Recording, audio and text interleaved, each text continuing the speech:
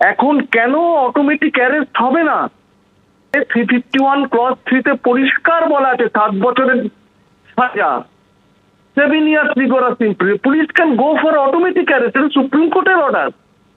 আমি তো আমাকে একজনে বললো যে মানে গ্যালাক্সি অফ লয়ার্স দিয়ে they have visited SDPO in person, সবাই ওখানে গিয়ে মিটিং করে। কিসের মিটিং?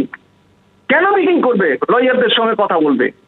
ওকে নোটিশ করা আছে, he may come, he may be accompanied by a lawyer. তার মানে এই নয় যে তার হয়ে তারা তদবির করবে and they are getting time, they are killing time, যে কবে পরশুদিন হাইকোর্ট খুললে স্পেশাল বেঞ্চে তো ওটা মুভ করবে। He is trying to Yvette police arrest. Now district police should write to the occasion and put this person under custody and ensure longer detention in the custody. Anubrata Mondal সহ অন্যান্য তৃণমূল নেতাদেরকে যখনই আমরা দেখতাম যে ইডি বা সিবিআই ডাকতো, তখন তারা অসুস্থ হয়ে যেতেন, কেউ কেউ আবার উডবান ওয়ার্ডেও ভর্তি হয়ে যেতেন। এই প্রথম আমরা দেখছি যে পুলিশ ডাকলেও অসুস্থ হয়ে যাচ্ছে। এবং আমরা গতকাল এসপির মুখে শুনেছিলাম কড়া ব্যবস্থা নেওয়া হবে। আমি সেই রাজীব কুমারের মুখ থেকে জানতে চাই, যিনি ডিজি পুলিশ, অর্থাৎ রাজ্যের সকল পুলিশের যিনি মাথায় বসে আছেন, তিনি তার পুলিশ কর্মীর পরিবারের সদস্যদের ইজ্জত বাঁচাতে পারছেন না, মান সম্মান বাঁচাতে পারছেন না। তার স্ত্রীর, তার আইসি স্ত্রীর এবং মায়ের ইজ্জত নিয়ে, সম্মান নিয়ে যেভাবে ছিনিমিনি খেলেছে অনুব্রত মণ্ডল, তার কাছ থেকে শোনার কি দরকার, তলব করার কি দরকার? তাকে তো কলার ধরে বাড়ি থেকে তুলে আনা উচিত প্রিজন ভ্যানে, পারলে হ্যান্ডকাপ লাগিয়ে, এবং তাকে জেলের ভেতরে রাখা উচিত। আইসিকে কদর্য ভাষায় হুমকি, একেবারে বিপাকে এবার কেষ্ট। ক্ষমা চেয়েছেন তিনি দায়সারা ভাবে, কিন্তু তাকে যে হাজিরার কথা বলা হয়েছিল, একেবারে তার অফিসে গিয়ে নোটিশ দিয়ে আসা হয়েছিল, সেই হাজিরা তিনি এড়িয়ে গিয়েছেন। পুলিশের তলব সত্ত্বেও হাজিরা দিলেন না অনুব্রত মণ্ডল। অসুস্থতার কথা বলে হাজিরা এড়িয়ে গিয়েছেন কেষ্ট, এরকমই সূত্রের খবর। প্রথমে ওষুধ খাওয়ার যুক্তি দিয়ে কুকথার সাফাই দিয়েছেন তিনি। আমরা জানি তিনি যে চিঠি দিয়েছেন, যে বিবৃতি তিনি দিয়েছেন, তাতে তিনি বলেছেন তিনি একাধিক ওষুধ খান, অর্থাৎ যে কুকথা তিনি আইসিকে বলেছেন তার সাফাই দিতে গিয়ে তিনি ওষুধ খাওয়ার যুক্তি খাড়া করেছেন। আর এবার অসুস্থতার কথা বলে হাজিরা এড়িয়ে গেলেন কেষ্ট। অনুব্রত মণ্ডলের শরীর খারাপ, পুলিশকে জানিয়েছেন কেষ্টর আইনজীবীরা। কাল ফের সকাল 11টায় বোলপুরের এসডিও অফিসে তলব করা হয়েছে। 2টি জামিন অযোগ্য ধারাসহ মোট 4টি ধারায় অনুব্রত মণ্ডলের বিরুদ্ধে মামলা দায়ের করা হয়েছে। কিন্তু যে প্রশ্ন এবার সামনে আসছে, কড়া পদক্ষেপ কি পুলিশ নিতে চলেছে? আরো একটি প্রশ্ন, আগামীকালও যে অনুব্রত মণ্ডলকে তলব করা হয়েছে, তিনি কি হাজিরা দেবেন? আরো তথ্য আপনাদের সামনে রাখবো। সরাসরি আমাদের প্রতিনিধি পার্থপ্রতিম ঘোষ আমাদের সঙ্গে রয়েছেন। পার্থ, দেখো, আমি বর্তমানে বোলপুর থানায় দাঁড়িয়ে রয়েছি এবং এই বোলপুর থানার যিনি একেবারে আধিকারিক আইসি, তাকে এই কদর্য ভাষায় যে কথা বলা হয়েছিল, যেগুলো একেবারে সংবাদ মাধ্যমে মানে প্রকাশ করা যাবে না, পুরোটাই প্রায় অধিকাংশই সেটা বিপ দিয়ে শোনাতে হচ্ছে, কারণ যে ভাষা সেখানে ব্যবহার করা হয়েছিল। বোলপুর থানার আইসি তিনি অনুব্রত মণ্ডলের বিরুদ্ধে অভিযোগ দায়ের করেন। সেই অভিযোগের পরিপ্রেক্ষিতে গতকালকেই বীরভূমের পুলিশ সুপার তিনি জানিয়েছিলেন যে আইনানুগ কড়া ব্যবস্থা নেওয়া হবে, এবং পুলিশ যখন জানালো যে এফআইআর হয়েছে, তার আধ ঘন্টার মধ্যে একবারে বোলপুর থানা থেকে খুবই কাছে সেখানে যে অনুব্রত মণ্ডলের যে অফিস রয়েছে, সেই অফিসে পুলিশ পৌঁছে যায়, নোটিশ দেয়, এবং নোটিশ দিয়ে বলা হয় আজকে সকাল 11টার সময় এসডিপিও এই গোটা ঘটনা তদন্তভার গ্রহণ করেন, তিনি তদন্তকারী অফিসার হন, এবং 11টার সময় এসডিপিওর অফিসে গিয়ে দেখা করার জন্য তলব করা হয়েছিল। কিন্তু সেই তলব এড়িয়ে যান অনুব্রত মণ্ডল। আমরা দেখলাম কি আজকে সকাল 11টার সময় অনুব্রত মণ্ডল এলেন না, তার বদলে ঠিক ঘড়ির কাঁটা 11টায় 2-3টে মোটর বাইকে করে কয়েকজন আইনজীবী এলেন, এবং এসে আইনজীবীরা মধ্যে 5 জন আইনজীবীর মধ্যে 3 জন আইনজীবী এসডিপি অফিসের বাইরে বসলেন, এবং 2 জন এসডিপিওর সঙ্গে দেখা করলেন। দেখা করে তারা দেখলাম তারা সেখান থেকে তড়িঘড়ি কিছুক্ষণের মধ্যে সেখান থেকে বেরিয়ে গেলেন। তার মধ্যে একজন আইনজীবী বললেন যে তিনি এসছেন অন্য কাজে, অপরজন বললেন যে সৌজন্য সাক্ষাতে এসছেন, এবং তড়িঘড়ি তারা ওখান থেকে চলে গেলেন।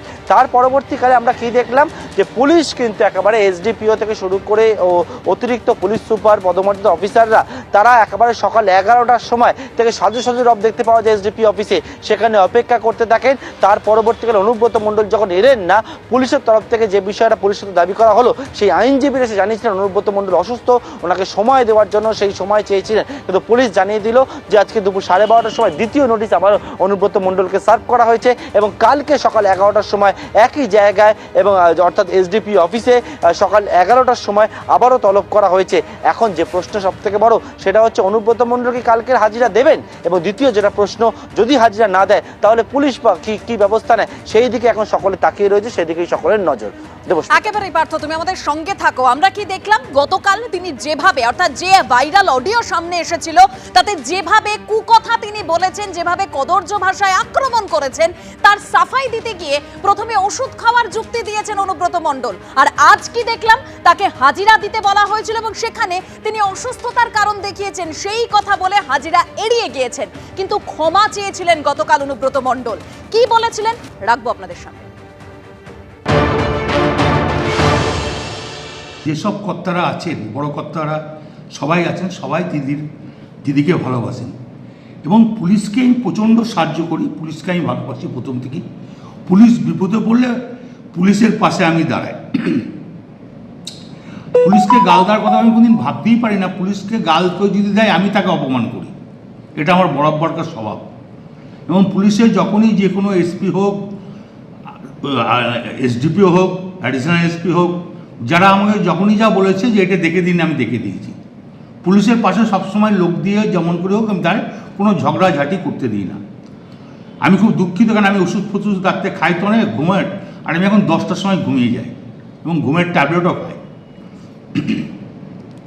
সেই সময় ঘুমটা ভেঙেছে। নুরুল যে ছেলেটা আমাদের খুব ঘি দেওয়ার খুব ভালো ছেলে, ওর বাবা বলতো আমাদের দল করতো, বাবার করার পর ও দল করে, খুব নিরীহ ছেলে, ভালো ছেলে। ওকে যখনই শুনি যে মেরে পা হাত ভেঙে দিয়েছে, আমার মনটা খুব খারাপ। তা আমি আইসিকে আমিও বলেছি, চাঁদুও ফোন করে বলেছে যে আপনি তাড়াতাড়ি জানকে অন্তত ছেলেটাকে আজ হসপিটালাইজ করুন। তো উনি আমাকে একটা অন্য ধরনের কথা বলেছে, সেটা আমি আর বলতে রাজি নয়। তখন আমি নিজের রাগ সামালতে পারি না, এটা স্বাভাবিক আমি বলেছি, এর জন্য আমি দুঃখিত, আমি ক্ষমা প্রার্থী। যদি এটা যদি স্বাভাবিক আমার মুখ থেকে এই কথাটা বেরোনো উচিত নয়, তার জন্য আমি দুঃখিত এবং ক্ষমা প্রার্থী।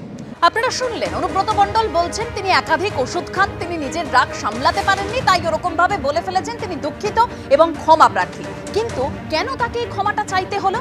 যে অডিও ভাইরাল হয়েছে যেখানে আইসিকে একেবারে কদর্য ভাষায় হুমকি দিচ্ছেন অনুব্রত মণ্ডল, শুনুন। হ্যালো, হ্যাঁ বলুন। তোর পশু ডেপুটেশন দিয়ে তোর বাংলো পর্যন্ত যাব, তোকে বার করে নিয়ে আসবো। বল বল বল বল বল বল বল বল। হ্যালো, বল। না আপনি কি বলছেন? আমি অনুব্রত মণ্ডল বলছি। বল বল বল বল বল। তুই ফোনে রেকর্ড করছিস, আমি সব জানি। না না, পশু যখন ডেপুটেশন দেবে না, তোকে কোয়ার্টার থেকে মারতে মারতে নিয়ে আস। না কি হয়েছে, মানে ঘটনাটা কি? জানিস না সিঙ্গিতে কি হয়েছে? হ্যাঁ হ্যাঁ, এই পশু তো কাল পশু ডেপুটেশনের ডেট কর, বার করে 13,000 বোলপুরের লোক হয়েছে না? 13,000? 12,000 লোক হয়েছিল বোলপুরে, প্রচুর লোক। কথা বলেছি তোর মাকে হচ্ছে রে বউকে।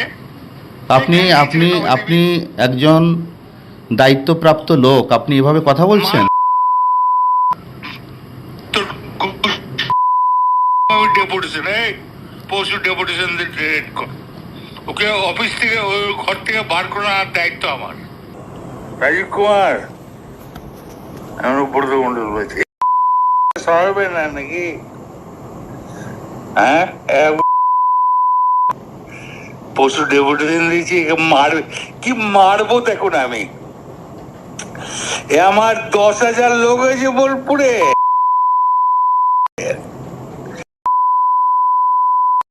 10,000 12,000 লোক হয়েছে। এক কাজলের গু খায়, তাই রে? আমাদের তাই তো রে, ভুল বললাম? আমরা কারোর লোক নই, আপনি ভুল ভাবছেন।